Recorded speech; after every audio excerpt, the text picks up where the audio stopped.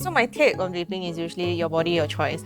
There is very little so-called hard evidence so far about vaping. So some of these patients end up in the intensive care unit. Why do we want to wait till the evidence is concrete before we actually stop with vaping? So doctor, for vapes, right, I have friends who do it, and honestly, when I see it and I experience it, it smells great. Like whether grape is like high chew, then cucumber, it kind of smells like gin and tonic, right? So how bad is vape really? So I guess I have to redirect the question to you. What do you think creates all these tastes and smells? So to produce that flavor, people has been experimenting with different chemicals to give you that taste that people crave for. So the original idea is really to get as many people curious enough to actually try the vapes. Some of them have been proven to be cancerous to begin with, and you're inhaling it now. What really gets people hooked is not really the taste itself, but the presence of nicotine within the pods.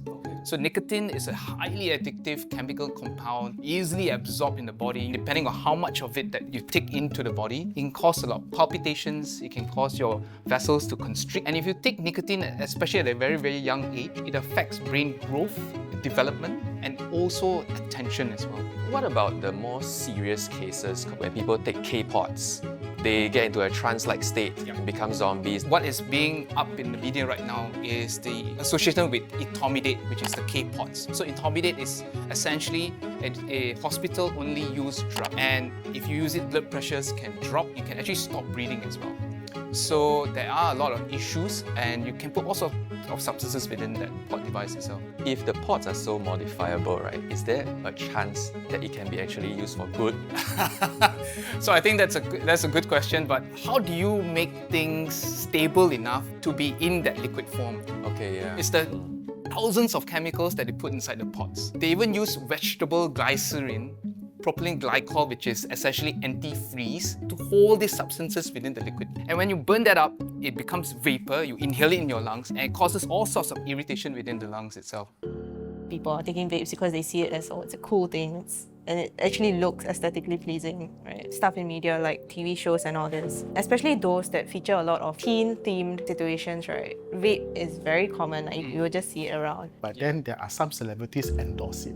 So what's your take about it? Advertisements goes way, way back, and the industry will do all it can to entice people to try their device. Put in a famous figure, then people wonder, oh, that guy or that lady is doing it, it's probably going to be okay. Okay, now let me take you back to cigarettes again. There's one particular strong brand in the past that used cowboys as their mascots. Out of all the cowboys that they have used, 6 have died from smoking-related diseases. 1 have sued the company, and 1 have actually gone in to become an anti-smoking advocate. So a lot of these mascots may eventually get diseases related to whatever that they're selling, and they may not even know the side effects. Then what about the health benefits? Let's say, for example, some influencer starts citing research that vape is actually quite good. How do we know if it's real or legitimate? I think industry has done a fantastic job infiltrating your YouTube videos, your social media. So do your own research as well. Are these citations real,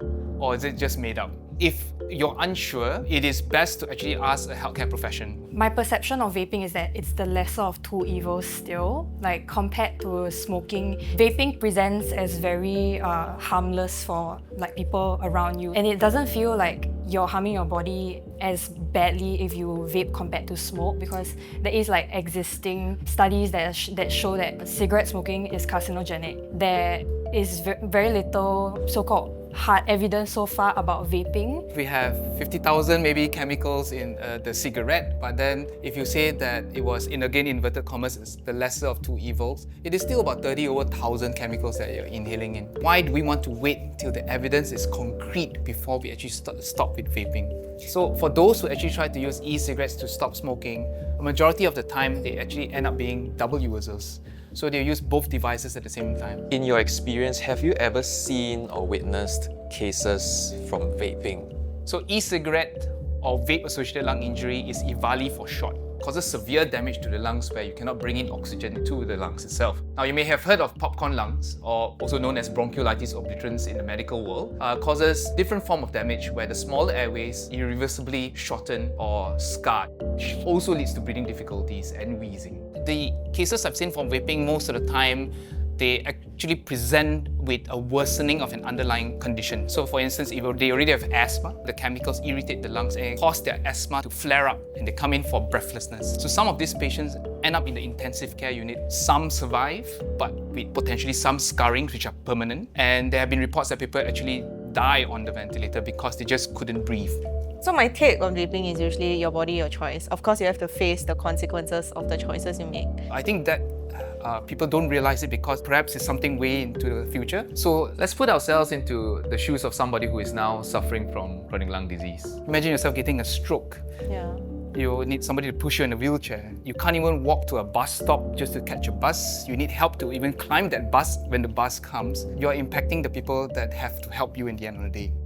I think, especially in Singapore, even if media is not influencing us to pick up vaping, a lot of us are peer pressured into doing things that maybe didn't cross our mind at first. People want to fit in. If I were to start in a new place of work, if I were to go to a new school and I want to fit in with the crowd, it's easy for somebody to just pick it up so that I can join the group. In the same vein, your peers are also important lifelines to help you to stop.